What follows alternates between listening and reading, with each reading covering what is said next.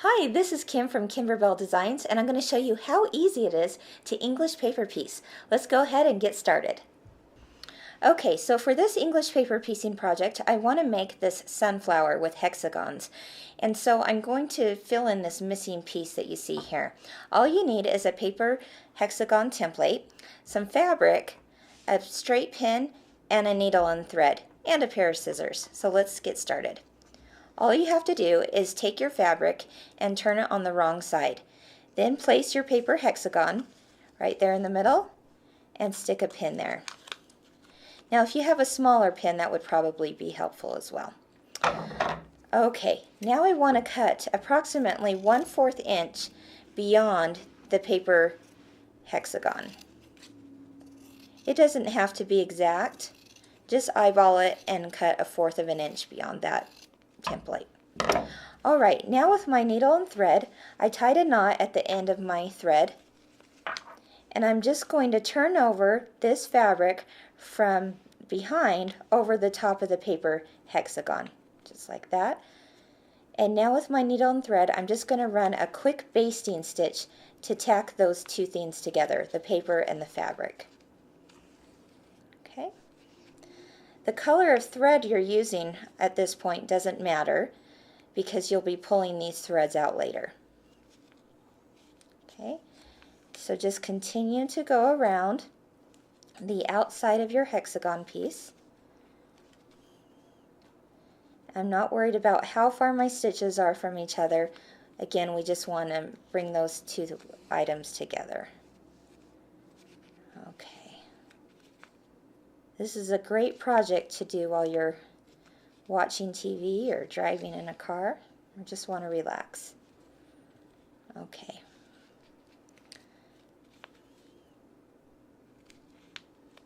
Oops, let's make sure that's tucked in.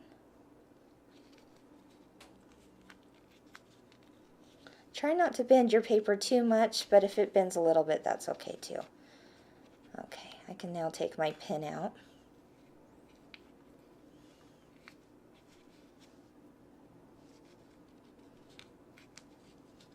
Okay, so now I have a perfect hexagon, as you see there.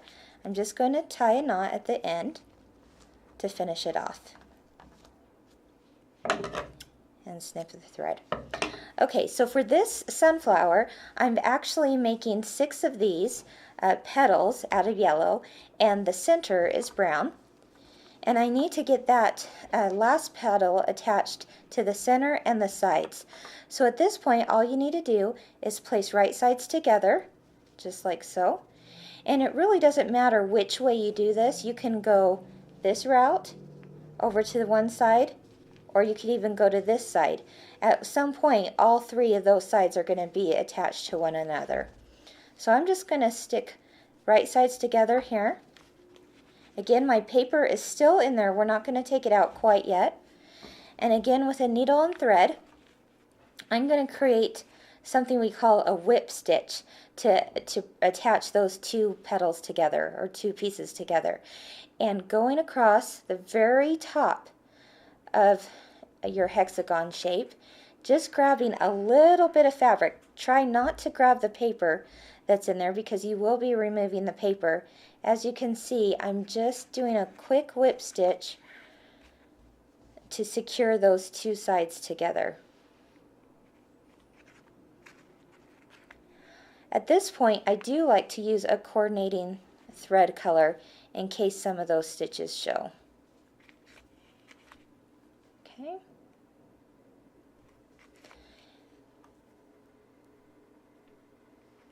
Again, at the very end of the hexagon piece, just grabbing a few pieces of the fabric. Alright, so I would continue to do that whip stitch all the way across that one side. I can open it up once that's done, and then go ahead and place right sides together on this side and do the whip stitch to connect them. As you can see, I've already done that on all the other 3 sides of the hexagons right there. Now at this point, it's time to go ahead and cut those basting stitches that you did before. But before I do that, I want to take this to my ironing board and give it a really good pressing. In fact, I actually like to use a little bit of spray starch at this point, just so that all of my pieces stay nice and tight and keep those angles from moving. So once I've pressed that, then I can go ahead and take my scissors and just snip apart those threads, those basting stitches, pull those out, okay, and once that is done,